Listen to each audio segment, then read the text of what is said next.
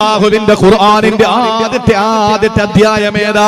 വിശുദ്ധമായ ഖുർആനിന്റെ ആദ്യത്തെ അധ്യായമേതാണ്? ഇരിക്കുന്ന എല്ലാവർക്കും അറിയുമല്ലോ.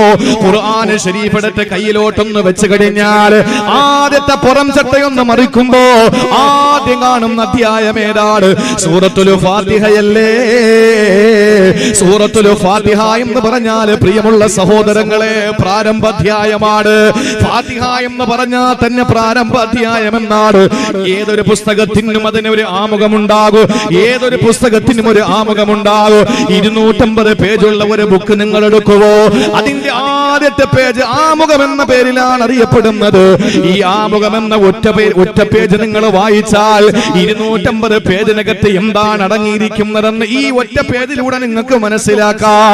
സഹോദരങ്ങളെ, ഈ 250, 350, 100 പേജുകളുള്ള ബുക്കുകളുടെ ആമുഖ പേജാകുന്ന ഒരൊറ്റ പേജിലൂടെ ഈ പേജുകളുടെ ഉള്ളറകളിലുള്ള സർവ്വതും നിങ്ങൾക്ക് തിരിച്ചറിയാം.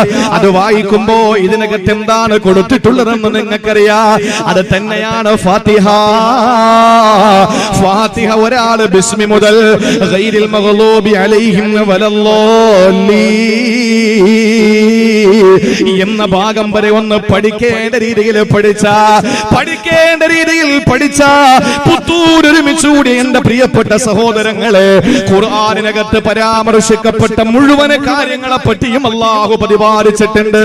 ഒരു ഓർമ്മപ്പെടുത്തലെന്നോണം ഞാനൊന്ന് പറയട്ടെ സഹോദരങ്ങളെ, ശ്രദ്ധയോടെ ഒന്ന് കേൾക്കണേ, ഉറങ്ങാതെ ഒന്ന് കേൾക്കണേ. അല്ലാഹുവിന്റെ ഖുർആനിന്റെ 6660 ചില്ലുവാനും വരുന്ന ആയത്തുകളിൽ 114 അധ്യായങ്ങളുടെ ഉള്ളടക്കമാണ് സൂറത്തുൽ ഫാത്തിഹ. സൂറത്തുൽ ഫാത്തിഹയിൽ അല്ലാഹു തആല പറഞ്ഞതെന്താണ്? ഖുർആനിനകത്തുള്ള മുഴുവൻ കാര്യങ്ങളും അല്ലാഹു ഫാത്തിഹയിൽ പരാമർശിച്ചിട്ടുണ്ട്. ഒരു ഉദാഹരണം ഞാനൊന്ന് പറഞ്ഞു തരാം, വിശദീകരിക്കാൻ സമയമില്ല. നമ്മുടെ വിഷയം വിശാലമാണ്, സമയം കുറവാണ്. അതുകൊണ്ട് സഹോദരങ്ങളെ ശ്രദ്ധയോടെ കേട്ടോ. ബിസ്മില്ലാഹിർ റഹ്മാനിർ റഹീം. സൂറത്തുൽ ഫാത്തിഹ തുടങ്ങുമ്പോ നമ്മൾ ഓടുന്നത് അവിടെയാണ്. ബിസ്മില്ലാഹിർ റഹ്മാനിർ റഹീം.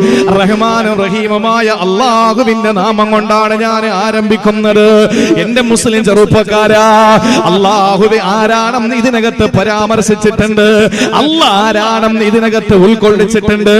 ബിസ്മിയുടെ അർത്ഥം നമുക്കറിയോ സഹോദരങ്ങളെ? ആർക്കാണ് ബിസ്മിയുടെ അർത്ഥം അറിയുക? ആരാണ് ബിസ്മിയെ പറ്റി ഒന്ന് പഠിച്ചിട്ടുള്ളത്? ലോകത്തുള്ള മുഴുവൻ വേദഗ്രന്ഥങ്ങളുടെയും ഏടുകളുടെയും പടച്ചവന്റെ കലാമുകളുടെയും സംജ്ഞയാണ് അല്ലാഹുവിന്റെ പരിശുദ്ധമായ ഖുർആൻ. ലോകത്ത് വന്നിട്ടുള്ള സബൂർ, ദാവൂദ് നബിക്ക് ഇറക്കപ്പെട്ട സബൂർ, ഈസാ നബിക്ക് ഇറക്കപ്പെട്ട ഇൻജീൽ, മൂസാ നബിക്ക് ഇറക്കപ്പെട്ട തൗറാത്ത്, മുഴുവൻ പ്രവാചകന്മാർക്ക് ഇറക്കപ്പെട്ട ഏടുകൾ, ഇതെല്ലാത്തിന്റെയും ഒരുമിച്ച് കൂട്ടപ്പെട്ട ഒരു സത്തയാണ് പരിശുദ്ധ ഖുർആൻ.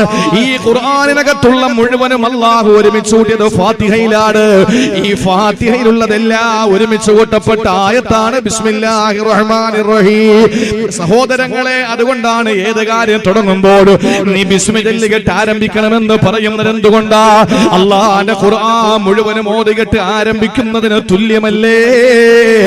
തന്റെ ഭാര്യയെ സമീപിക്കുമ്പോ, തന്റെ പ്രിയപ്പെട്ടവരുടെ ചാരത്ത് ചെല്ലുമ്പോ, തന്റെ ഭാര്യയുടെ അടുത്തേക്ക് കടന്നു ചെല്ലുമ്പോ, അവന് ശാരീരിക ബന്ധത്തിന്റെ ഊഷ്മളതയിലേക്ക് പ്രവേശിക്കുന്ന സമയത്ത് അവനെ ബിസ്മി ചൊല്ലിയിട്ടാണ് ബന്ധപ്പെടുന്നതെങ്കിൽ, ബിസ്മി ചൊല്ലിയിട്ടാണ് ആ ഭാര്യയെ തൊടുന്നതെങ്കിൽ അല്ലാഹു അതിലുണ്ടാകുന്ന സന്താനങ്ങളെ ഏറ്റവും നല്ല സന്മാർഗികളായി മാറ്റുമെന്നല്ലേ?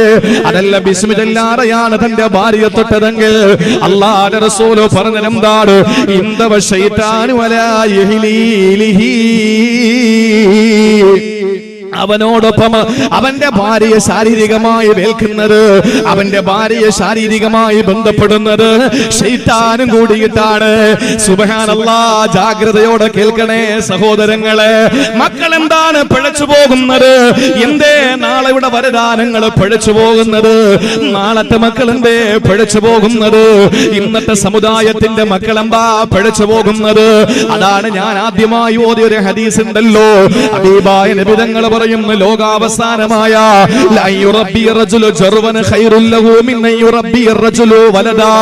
ഒരു പട്ടിക്കുട്ടിയെ വളർത്തലാണ് സ്വന്തം മകനെ വളർത്തുന്നതിനേക്കാൾ ഖൈറെന്ന് പഠിപ്പിച്ചതാരാ? ആദരവായ പ്രവാചകൻ നബി മുഹമ്മദ് മുസ്തഫ. ഏതോ നിന്റെ മോനെ വളർത്തുന്നതിനേക്കാ, അവനെ ചെല്ലും ചെലവും വെള്ളവും വളവും കൊടുത്ത് വളർത്തുന്നതിനേക്കാ നായക്കുട്ടിയെ ഏതെങ്കിലും തെരുവിൽ നിന്നെടുത്ത് വളർത്തുന്നതാണ് അഭികാമ്യമെന്ന് പഠിപ്പിച്ചത് എന്തുകൊണ്ടാ? ഈ മകനെ വളർന്നു വന്നാലും മുതിർന്നവനോട് ബഹുമാനമില്ല, പിഞ്ചു കുഞ്ഞുങ്ങളോട് കരുണയില്ല, മുതിർന്നവരോട് ബഹുമാനമില്ല, പ്രായത്തിൽ കുറഞ്ഞവരോട് കാരുണ്യമില്ല. ആ ഒരു കാരണം കൊണ്ടാണ് നിന്റെ മക്കളെ വളർത്തുന്നതിനേക്കാ പട്ടിക്കുട്ടിയെ വളർത്തണമെന്ന് പറഞ്ഞത്. സഹോദരങ്ങളെ ചിന്തിക്കണേ, പട്ടിക്കുട്ടിയെടുത്ത് വളർത്താനുള്ള പ്രേരണയില്ല. തന്റെ മകനെ വളർത്തുമ്പോ, തന്റെ മകളെ വളർത്തുമ്പോ, തന്റെ പ്രിയപ്പെട്ട മക്കളെ വളർത്തിയെടുക്കുമ്പോ നന്നായിട്ട് വളർത്തണമെന്ന പ്രവാചകന്റെ അധ്യാപനത്തിന്റെ ഏറ്റവും വലിയ അർത്ഥതലമാണ് ആ പറഞ്ഞത്. എന്തുകൊണ്ടാണ് സഹോദരങ്ങളെ? തന്റെ ഭാര്യയെ സമീപിക്കുമ്പോ ബിസ്മി ചൊല്ലാതെയാണ് ബന്ധപ്പെട്ടതെങ്കിൽ അതിലുണ്ടാകുന്ന കുഞ്ഞുങ്ങളൊക്കെ അനുസരണയില്ലാത്തവരാണ്. ഞാനൊരു ഉദാഹരണം പറഞ്ഞേ ഉള്ളൂ സഹോദരങ്ങളെ. ബിസ്മി എന്ന് പറഞ്ഞാൽ അല്ലാഹു ആരാണ് എന്ന് പരാമർശിക്കുന്ന ആയത്താണ്. പടച്ചവൻ ആരാണെന്ന് പറയുന്നതാണ് ബിസ്മി എന്ന ആയത്തിലൂടെ. അത് കഴിഞ്ഞാൽ പിന്നെയുള്ള ആയത്തേതാ? അൽഹംദുലില്ലാഹി റബ്ബിൽ ആലമീൻ. ഈ ആയത്തിലൂടെ അല്ലാഹു പരിചയപ്പെടുത്തുന്നത് എന്തെന്നറിയോ? മുഴുവൻ ലോകങ്ങളെ പറ്റിയുമല്ല പരിചയപ്പെടുത്തുകയാ. 5 ലോകങ്ങളാണ് അല്ലാഹു പടച്ചിട്ടുള്ളത്. ഒന്നാമത്തെ ലോകം ആത്മാക്കൾ മാത്രമുള്ള ആലമുൽ അർവാഹാണ്. അത് കഴിഞ്ഞിട്ട് ആലമുൽ അർഹാം എന്ന ഉമ്മാന്റെ ഗർഭാശയ ലോകമാണ്. അത് കഴിഞ്ഞാൽ മൂന്നാമത്തെ ലോകമാണ് ആലമുൽ അജ്സായി, ദുനിയാവിന്റെ ലോകം. അത് കഴിഞ്ഞാൽ ആലമുൽ ബർസഖി, ഖബറിന്റെ ലോകമാണ്. അത് കഴിഞ്ഞാൽ ആലമുൽ ആഖിറ, അചിന്തനീയമായ, അവാച്യമായ, അവർണ്ണനീയമായ അല്ലാഹുവിന്റെ പരലോകമെന്ന ലോകത്തിനെ അല്ലാഹു 5ാമതായി പടച്ചത്. ഈ ലോകങ്ങൾ മുഴുവനും അല്ലാഹു പരാമർശിക്കുന്നത് ഈ ഒരൊറ്റ ചെറിയ ആയത്തിലൂടെയാണ്. അൽഹംദുലില്ലാഹി റബ്ബിൽ ആലമീൻ. സഹോദരങ്ങളെ, അത് കഴിഞ്ഞാൽ അല്ലാഹു തൊട്ടടുത്ത ആയത്തിലൂടെ പരിചയപ്പെടുത്തിയതെന്നറിയോ? അർറഹ്മാനിർ റഹീം. റഹ്മാനും റഹീമുമായ അല്ലാഹ്. ഇതെന്തിനെയാണ് സൂചിപ്പിക്കുന്നതെന്നറിയോ? ലോകത്ത് 2 തരം പൗരന്മാരുണ്ടെന്നുള്ള പരിചയപ്പെടുത്തുകയാ. അവനെ വഴിപ്പെടുന്നവരുണ്ട്, അവനെ വഴിപ്പെടാതെ നന്ദികേട് കാണിക്കുന്നവരുണ്ട്. അല്ലാഹുവിന്റെ അനുഗ്രഹങ്ങൾ ആവോളം ആസ്വദിച്ചുകൊണ്ട് നന്ദി കാണിക്കുന്ന ഒരു സമൂഹമുണ്ട്. ഏറ്റവും വലിയ നന്ദികേടിന്റെ രൂപങ്ങളായ ആളുകളുമുണ്ട്. അത് പരിചയപ്പെടുത്താൻ അല്ലാഹ് പറഞ്ഞതാണ് അർ-റഹ്മാനിർ റഹീം. അത് കഴിഞ്ഞാൽ പരലോകത്തെ പറ്റി പറയുകയാണ്. മാലികി യൗമിദ്ദീൻ. മാലികി യൗമിദ്ദീൻ എന്ന ആയത്ത് പരലോകത്തെ പറ്റിയാണ്. അത് കഴിഞ്ഞാൽ ഇയ്യാക നഅ്ബുദു വ ഇയ്യാക നസ്തഈൻ എന്ന ആയത്തിലൂടെ മനുഷ്യൻ അല്ലാഹുവിനെ ഇബാദത്ത് എടുക്കണമെന്നതിനെ പറ്റി സൂചിപ്പിക്കുകയാ. ഇഹ്ദിനസ് സിറാത്തൽ മുസ്തഖീം. അല്ലാഹുവിന്റെ ഭൂമിയിൽ പടച്ചതമ്പുരാനെ അനുസരിക്കുന്ന വിഐപികളുണ്ട് എന്ന ഹിദായത്ത് ലഭിച്ച ആളുകളുണ്ടെന്ന സൂചനയാണ്. അത് കഴിഞ്ഞുള്ള ആയത്തുകൾ മുഴുവൻ ചരിത്രങ്ങളാണ് പറയുന്നത്. നമ്മുടെ വിഷയമതല്ല. അത് വിശാലമായി പറയാനുള്ള സമയവും നമുക്കില്ല. ഞാൻ എന്റെ സഹോദരങ്ങളോട് പറയുന്നത് ഖുർആനിന്റെ ആദ്യത്തെ അധ്യായ സൂറത്തുൽ ഫാത്തിഹയാണ്. ആ ഫാത്തിഹ ഏതൊരു പുസ്തകത്തിന്റെയും ആമുഖ പേജ് പോലെ അല്ലാഹു ഖുർആനിനകത്തുള്ള ഉള്ളടക്കത്തെ സൂചിപ്പിക്കാൻ വേണ്ടി ഫാത്തിഹ മാറ്റിയതാ. അത് കഴിഞ്ഞാൽ അല്ലാഹുവിന്റെ ഖുർആനിലെ ആദ്യത്തെ അധ്യായത്തിന്റെ പേരേതാ? ഫാത്തിഹ മാറ്റി വെക്കി. ഫാത്തിഹയിൽ അല്ലാഹു തആല ഖുർആനിനകത്തുള്ള സർവ്വതിനെ സംബന്ധിച്ചും അല്ലാഹു പരിചയപ്പെടുത്തുകയാണ്. അത് കഴിഞ്ഞാലുള്ള ആ അധ്യായത്തിന്റെ പേരെന്താ? ഞാൻ പറയുന്നത് റബ്ബാണ് പടച്ചവൻ. അല്ലാഹു റബ്ബാണ്. നിങ്ങളെ വിഷയത്തിൽ നിന്ന് മാറിപ്പോകരുത്. ആലിമീങ്ങളെ കണ്ടും ദീനീ ബോധവും മതബോധവും ഖുർആനുമായിട്ടുള്ള സാദാത്യങ്ങളുമായിട്ടുള്ള ബന്ധവുമുള്ള ഒരു സമൂഹത്തിന്റെ മുമ്പിൽ പറയാൻ എളുപ്പമാണ്. അവർക്ക് സൂചന മതിയാകും. അൽ ആഖിലു തക്ഫീഹി അൽ ഇശാറത്തു. ബുദ്ധിമാന് സൂചന മാത്രം മതിയാകും. അതുകൊണ്ട് ഈ മലപ്പുറം ജില്ലകളിലൊക്കെ പ്രസംഗിക്കാൻ വളരെ സുഖമാണ്. കാരണം കാര്യം നമ്മൾ അങ്ങ് പറഞ്ഞു പോയാൽ മതി. അവർ ചിന്തിച്ച് മനസ്സിലാക്കാൻ നല്ല മെമ്മറി ഉള്ളവരാണ്. നിങ്ങളെ സുഖിപ്പിക്കുന്നൊന്നുമില്ല, നിങ്ങൾക്ക് നിങ്ങളെന്നൊന്നും കിട്ടാൻ വേണ്ടി സുഖിപ്പിക്കുന്നൊന്നുമല്ല. അങ്ങനെയാണ് മലപ്പുറം ജില്ല. അള്ളാഹു നിലനിർത്തി തന്ന് അനുഗ്രഹിക്കുമാറാവട്ടെ. എന്റെ പ്രിയപ്പെട്ട സഹോദരങ്ങളെ, ആദ്യത്തെ അധ്യായത്തിന്റെ പേരേതാ? ഫാത്തിഹ കഴിഞ്ഞാൽ ബക്കറ. ബക്കറ എന്ന് പറഞ്ഞ അർത്ഥം എന്താ? പശു. പശു മൃഗമല്ലേ? മൃഗം. ഏറ്റവും അവസാനത്തെ അധ്യായത്തിന്റെ പേരെന്താ? നാസ്. അർത്ഥം മനുഷ്യൻ. ഇപ്പൊ മനസ്സിലായ? റബ്ബ് അല്ലാഹു ആണെന്ന്. അള്ളാഹു എന്തുകൊണ്ട് റബ്ബെന്ന അവന്റെ പേരിനെ ഖുർആനിന്റെ ആദ്യം പറഞ്ഞെന്ന് മനസ്സിലായോ?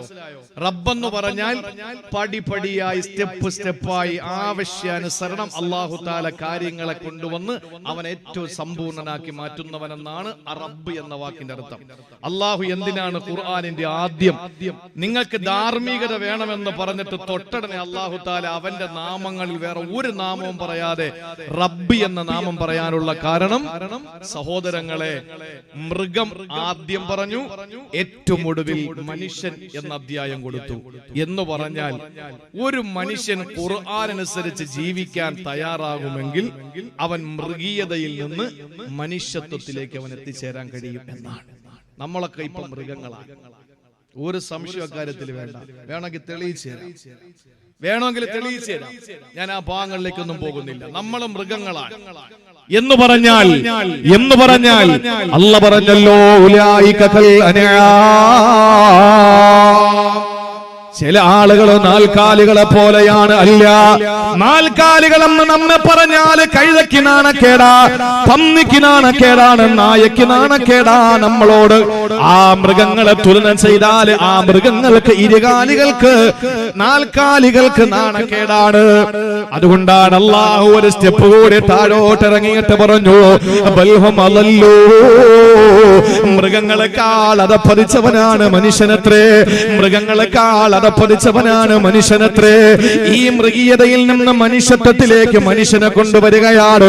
സഹോദരങ്ങളെ, വിശുദ്ധമായ ഖുർആൻ അനുസരിച്ച് ജീവിക്കാൻ പ്രതിജ്ഞയെടുക്കുന്നവരുണ്ടായാൽ, അള്ളാന്റെ വിശുദ്ധമായ ഖുർആൻ നെഞ്ചിലേക്ക് ആവാഹിക്കാൻ തീരുമാനിക്കുന്നവർ, ഖുർആൻ അനുസരിച്ച് ജീവിക്കാൻ നല്ല മനസ്സ് കാണിക്കുന്നവർ, ഖുർആൻ പഠിക്കണമെന്ന താല്പര്യത്തോടെ രംഗത്ത് വരുന്നവർ, ഖുർആനിന്റെ മജ്‌ലിസുകളെ ഏറ്റവും നല്ല ഉത്കൃഷ്ടമായ ഉദാത്തമായ ഒരു മതവിജ്ഞാന സരസായി, മതവിജ്ഞാന വേദിയായി, ഖുർആനിന്റെ വേദിയായി കാണുകയുന്ന മനുഷ്യര്, ആ മനുഷ്യനെ അല്ലാഹു എവിടെയാണ് എത്തിക്കുന്നതെന്നറിയോ? മനുഷ്യത്വത്തിലേക്ക് കൊണ്ടെത്തിക്കുകയാണ്. മൃഗതുല്യനായി ജീവിക്കുന്നവനെ മനുഷ്യത്വത്തിലേക്ക് കൊണ്ടുവരുന്ന അല്ലാഹുവിന്റെ പരിശുദ്ധമായ ഖുർആൻ, സഹോദരങ്ങളെ, നമ്മുടെ ജീവിതത്തിലെ ഏറ്റവും വലിയ കാറ്റലോഗായ, നമ്മുടെ ജീവിതത്തിന്റെ ഗതിവിഗതികളെ നിയന്ത്രിക്കുന്ന അല്ലാഹുവിന്റെ പരിശുദ്ധമായ ഖുർആനാണ് നമ്മുടെ മുമ്പിലുള്ളത്. അതുകൊണ്ട് സഹോദരങ്ങളെ, ഖുർആനിനെ നമുക്കൊന്ന് മനസ്സിലാക്കാം.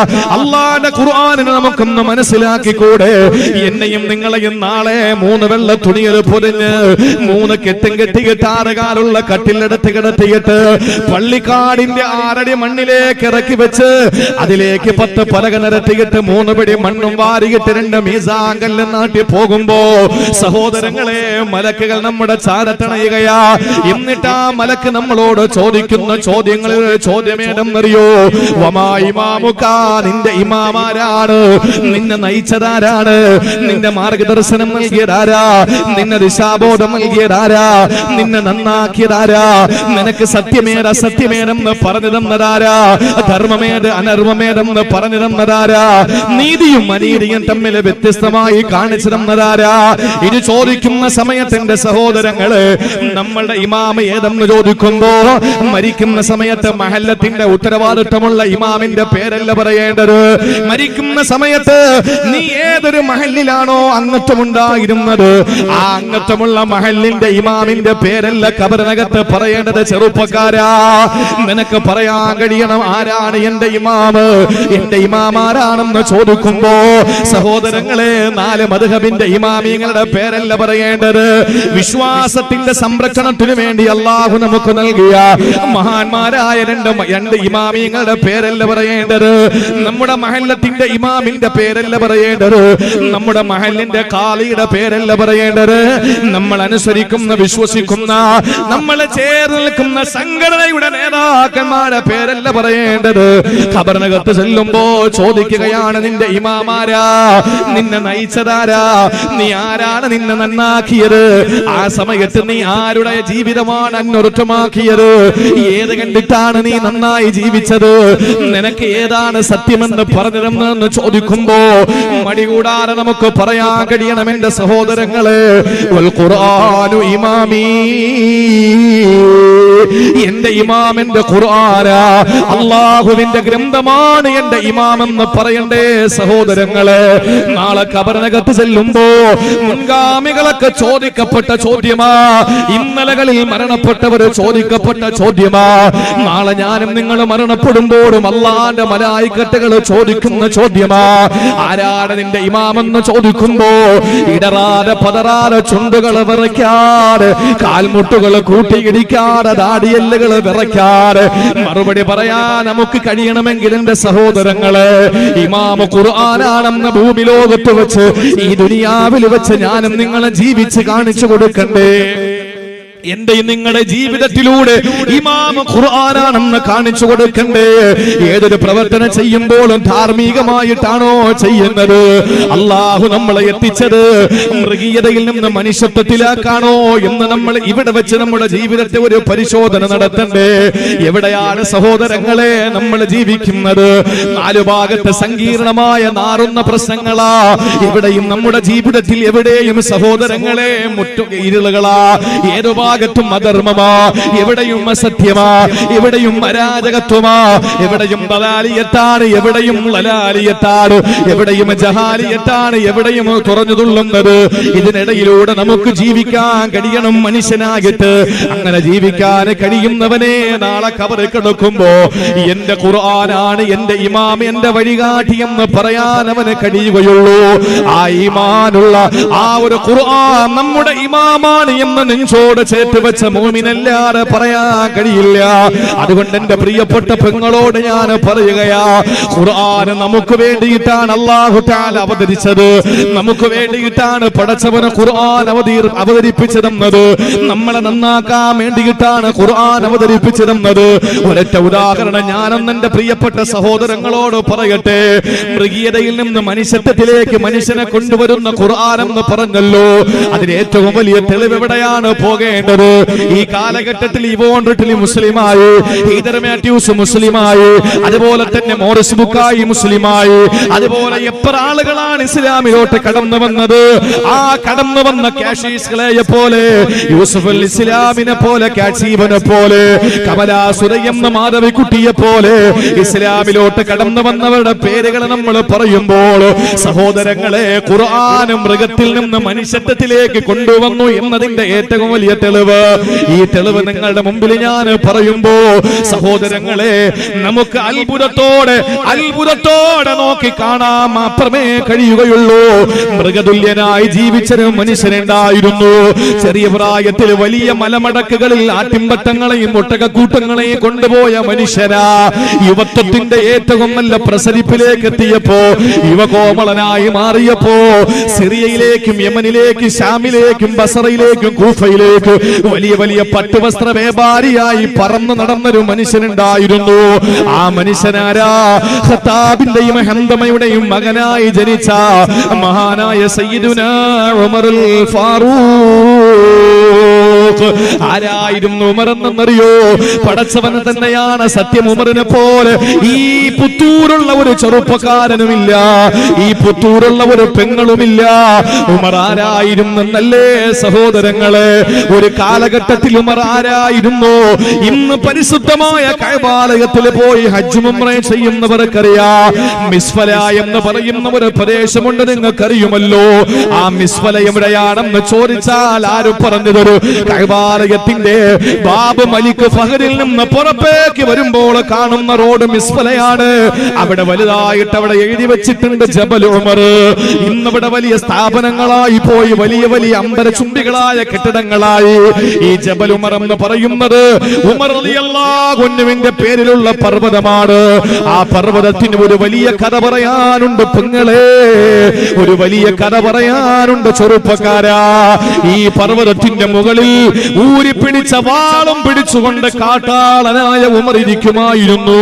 അന്ന് ഖുർആൻ ഹൃദയത്തിൽ ഇറങ്ങിയില്ല, അന്ന് മനുഷ്യനാകിട്ടില്ല, മൃഗമായിരുന്നു. അതാ ഞാൻ പറഞ്ഞത്, ഇന്നും നമ്മൾ മൃഗമാണ്. നമുക്ക് മനുഷ്യത്വത്തിലേക്ക് പോകണ്ടേ സഹോദരങ്ങളെ, അന്നാസിലേക്ക് നമുക്ക് എത്തണ്ടേ. ഇപ്പോഴും നമ്മൾ അൽബക്കറയിലല്ലേ കിടക്കുന്നത്, ഇപ്പോഴും നമ്മൾ മൃഗത്തിലല്ലേ ജീവിക്കുന്നത്, മൃഗീയമായിട്ടല്ലേ ഞാനും നിങ്ങളും ജീവിക്കുന്നത്. സമ്പൂർണമായ മനുഷ്യത്വത്തിലേക്ക് നമുക്ക് മടങ്ങിപ്പോകാം. ഈ പ്രസംഗം ഉപകരിക്കട്ടെ, ഈ പ്രഭാഷണം, ഈ രാപ്രസംഗം ഉപകരിക്കട്ടെ സഹോദരങ്ങളെ. ഒരു കാര്യം നിങ്ങൾ പഠിച്ചോ, ആ പർവ്വതത്തിന്റെ മുകളിൽ കയറിയിരിക്കുന്ന ഉമർ ഈ വഴിത്താരയിലൂടെ താഴ്വരയിലൂടെ പോകുന്ന കച്ചവടക്കാരെ പിടിച്ചു നിർത്തിയിട്ട് അവിടെ മടിശീലയിലും തുണിശീലയിലുമുള്ള സമ്പത്ത് കൊള്ളയടിക്കുമായിരുന്നു. പണം പിടിച്ചു പറിച്ചിട്ട് വെറുതെ വിടുമോ? ഇല്ല ഇല്ല, ആ മനുഷ്യനെ അങ്ങ് കൊന്നു കളയുമായിരുന്നു. പതിവ് പോലെ പാറപ്പുറത്തിരിക്കുന്ന ഉമർ നോക്കുമ്പോ ഒരു പാവപ്പെട്ടവനാണ് നടന്നു പോകുന്നു. ഓടിച്ചെന്നവനെ തടഞ്ഞു നിർത്തിയിട്ടവന്റെ കയ്യിലുള്ളത് പിടിച്ചു പറിച്ചു. എന്നാൽ അവന്റെ കയ്യിലോ മടിശീലയിലോ ഒരു നയാ പൈസ ഇല്ല. അവസാനം ദേഷ്യം വന്ന ഉമർ എന്ത് ചെയ്തെന്നറിയോ? ആ മനുഷ്യനെ വകവരുത്തുകയാ. ആ മനുഷ്യനെ വകവരുത്തുമ്പോൾ തന്റെ വാളിൽ ആ മനുഷ്യന്റെ ചോര പുരളുകയാ. രക്തം തന്റെ വാളിൽ, തന്റെ ഗഡ്ഗത്തിൽ മിന്നിത്തിളങ്ങുന്ന വാളിൽ ആ ചോര പറ്റിയപ്പോൾ പെട്ടെന്ന് ഉമർ ചെയ്തതെന്തെന്നറിയോ? ആ മനുഷ്യന്റെ കമ്പൂറ വലിച്ചുരിഞ്ഞു, ആ മനുഷ്യന്റെ തുണി വലിച്ചുരിഞ്ഞിട്ട് തന്റെ വാള് തുടയ്ക്കുകയാ. അങ്ങനെ ആ തുണി വലിച്ചുരിയുമ്പോ എത്രയോ കണ്ടം വെച്ച തുണിയാ, എത്രയോ തുന്നിച്ചേർത്ത് വെച്ചിരിക്കുന്ന വസ്ത്രമാ.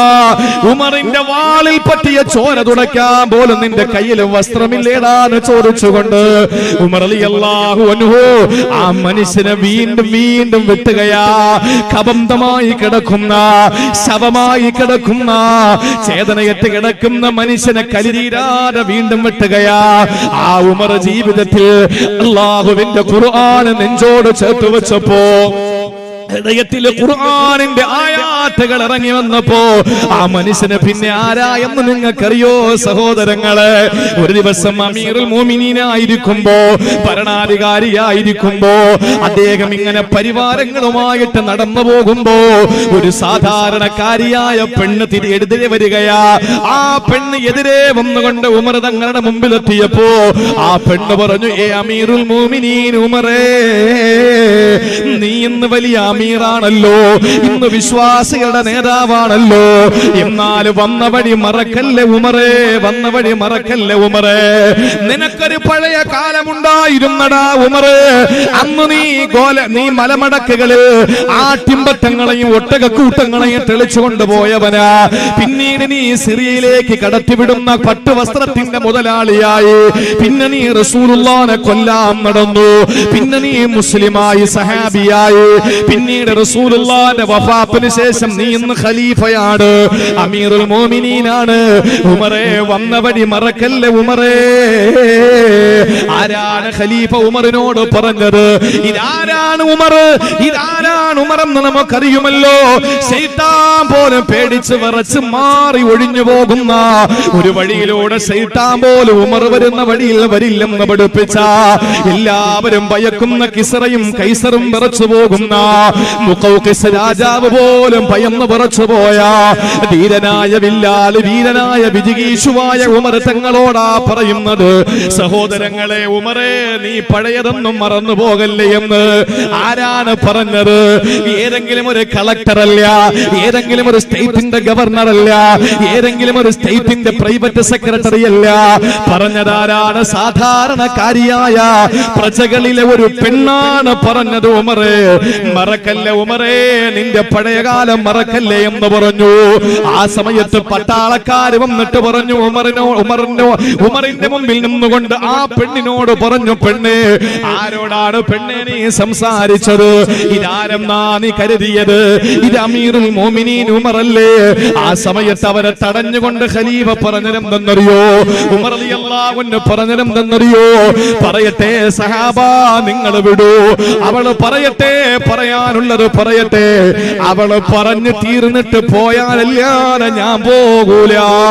അവളെ രാത്രി വരെ നിന്ന് സംസാരിച്ചാൽ ആഴ്ചകളോളം, മാസങ്ങളോളം, വർഷങ്ങളോളം അവൾ ഇവിടെ നിന്ന് എന്നെ ഉപദേശിച്ചാൽ, ഉപദേശം നിർത്തിയാലല്ലാതെ ഞാൻ പോകൂല.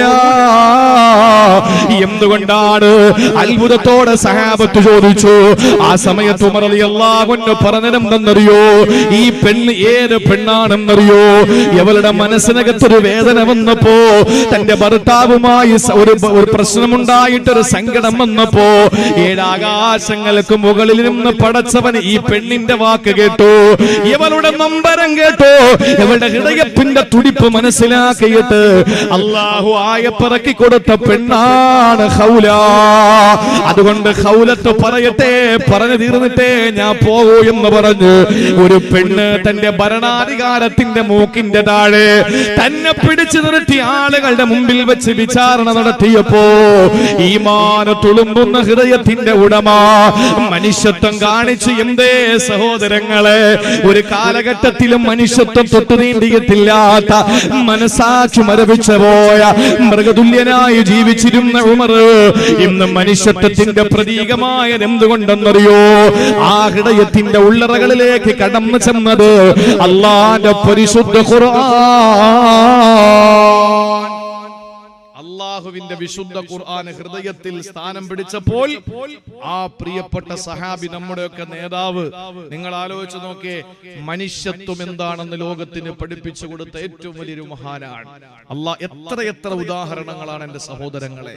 ഖുർആൻ പഠിച്ചാൽ ഒരു മനുഷ്യന് ഖുർആൻ അനുസരിച്ച് ജീവിക്കുമെന്ന് പ്രതിജ്ഞ എടുത്താൽ, ഖുർആൻ അനുസരിച്ചായിരിക്കണം ജീവിക്കേണ്ടതെന്ന് മാത്രം ജീവിച്ചാൽ മനുഷ്യത്വം എന്താണെന്ന് നമുക്ക് മനസ്സിലാക്കാൻ കഴിയും. അല്ലാഹു തൗഫീഖ് നൽകി അനുഗ്രഹിക്കുമാറാവട്ടെ. അല്ലേ, നമ്മുടെ മുമ്പിൽ എത്ര മഹാന്മാര് തൊട്ടടുത്തല്ലേ. ആദരണീയനായ അത്തിപ്പറ്റ ഉസ്താദ്, നമുക്ക് ആ ഉസ്താദിനെ മറക്കാൻ കഴിയോ? നമ്മുടെ ജീവിതത്തിൽ അത്തിപ്പറ്റ ഉസ്താദിനെ മറക്കാൻ നമുക്ക് കഴിയില്ലല്ലോ. അദ്ദേഹം ഒരിക്കലും ഒരു എംപിയോ MLA യോ ഒരു മന്ത്രിയോ ഒന്നും ആയിരുന്നില്ല. അദ്ദേഹം ഒരു വലിയ മുതലാളിയായിരുന്നു. അദ്ദേഹം പലർക്കും അത്ഭുതമായി. അദ്ദേഹം വലിയ മുതലാളിയാണ്. സംശയമുണ്ടോ? ഞാൻ പറഞ്ഞതല്ല, ഞാൻ പറയുന്നത് എന്റെ സഹോദരങ്ങളെ, നിങ്ങൾക്ക് എവിടെ വേണോ ധരിക്കാം, എവിടെ വേണോ ധരിക്കാം. ലൈവല്ലേ ഞാൻ പറയുന്നു, അത്തിപ്പറ്റ ഉസ്താദ് വലിയൊരു മുതലാളിയാണ്, ഒരു സംശയമില്ല. ഇത് ഞാൻ പറഞ്ഞതല്ല, ഇന്ന് നമ്മുടെ മുമ്പിലുള്ള ഏറ്റവും വലിയ മുതലാളിയാണ്. നമ്മുടെ ഇടയിൽ മുസ്ലിങ്ങളുടെ ഒരു പ്രതിനിധിയായി ഒരുപാട് പേർക്ക് തൊഴിൽ കൊടുത്ത്, ഒരുപാട് പേർക്ക് ജോലി കൊടുത്ത്, പള്ളിക്ക് ഒരുപാട് സഹായിച്ച് ഇന്നും വിദേശ രാജ്യങ്ങളിൽ അദ്ദേഹത്തിന്റെ കാരുണ്യം കാംക്ഷിച്ചു കൊണ്ടുപോകുന്ന എത്ര ചെറുപ്പക്കാരാണ്, എത്ര ഭാവിയുടെ വരദാനങ്ങളാണ് അവിടെ പോകുന്നത്. ആളാരാ?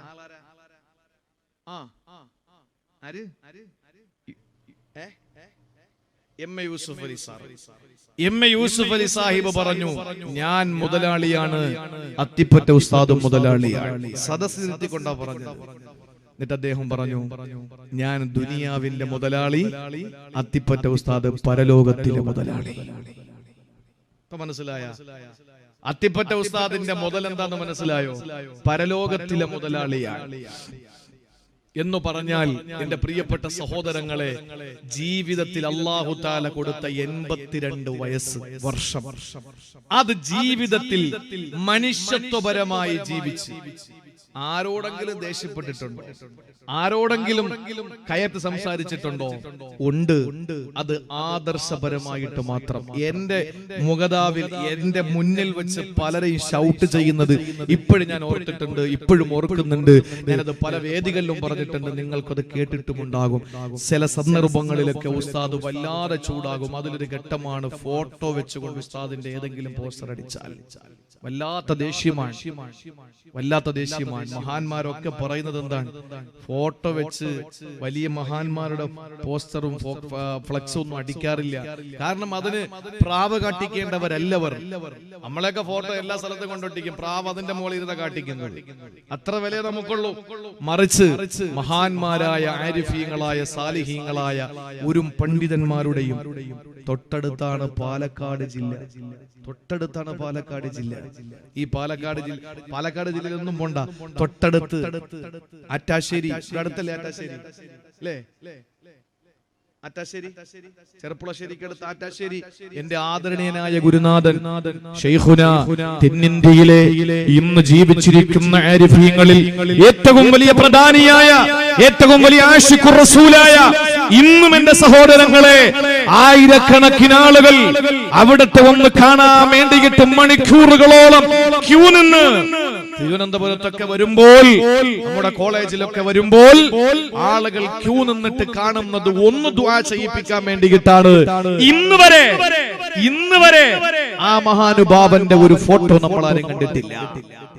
ആദരണീയനായ ശൈഖുന അതിരാം പട്ടണം ആറ്റാശ്ശേരി കെറ്റി മമ്മിക്കുട്ടി ഹസ്രത്ത് അല്ലാഹു ആഫിയത്തുള്ള ദീർഘായുസ് കൊടുക്കട്ടെ. എന്റെ സഹോദരങ്ങളെ, അങ്ങ് അതിരാം പട്ടണം, തമിഴ്നാട്ടിലെ അതിരാം പട്ടണത്തെ റഹ്മാനി അറബി കോളേജിന്റെ ഉത്തരവാദിത്വം നിർവഹിക്കുന്ന, ഇപ്പൊ ആറ്റാശ്ശേരിയിൽ താമസിക്കുന്ന ആദരണീയനായ എന്റെ ഗുരുനാഥൻ കൂടിയായ ബഹുമാനപ്പെട്ട ഉസ്താദ് അവറുകൾ. എവിടെ നമ്മൾ ഫോട്ടോ കണ്ടു? ഇല്ല. സഹോദരങ്ങളെ, ഒരു മഹാന്മാർക്കും അത് ഇഷ്ടമുള്ളതല്ല. അള്ളാഹു മനസ്സിലാക്കാനുള്ള തൗഫീക്ക് തരട്ടെ. അത്തിപ്പറ്റ ഉസ്താദ് അങ്ങനെയൊക്കെ ചൂടായ പല സന്ദർഭങ്ങളുണ്ട്. അതുകൊണ്ടല്ലേ അള്ളാഹു താല കൊടുത്തത്? എന്താ കൊടുത്തത്? 63 പ്രാവശ്യം മയ്യത്ത് നിസ്കാരം നടന്നു. നമ്മുടെ പള്ളികളിലൊക്കെ മയ്യത്തുണ്ടെങ്കിൽ നമ്മൾ കണ്ടിട്ടില്ലേ? ഇമാമ പ്രസംഗിക്കും. ഇവിടെ കൊണ്ടോന്ന് എനിക്കറിയില്ല. ഇമാമ പ്രസംഗിക്കാറുണ്ട്. എന്താ പ്രസംഗിക്കുന്നത്? ഇങ്ങനെ നോക്കും, 2 സഫ ആളേ ഉള്ളൂ. അവ എന്താ ഇമാം പറയുന്നത്? പുറകിൽ നിൽക്കുന്നവരിൽ 2-3 പേര് ദയവ് ചെയ്ത് അതിന്റെ തൊട്ട് പുറകിലേക്ക് ഇറങ്ങി നിൽക്കേണ്ടതാണ്. കാരണം 3 സഫാക്കൽ സുന്നത്താണ്. അപ്പൊ ആളില്ലാത്തതിന്റെ പേരിൽ നിൽക്കുന്നവർ ഒന്ന് പുറകിലോട്ട് ഇറങ്ങി നിൽക്കണേ എന്ന് പറയുന്ന അവസ്ഥയാണ്.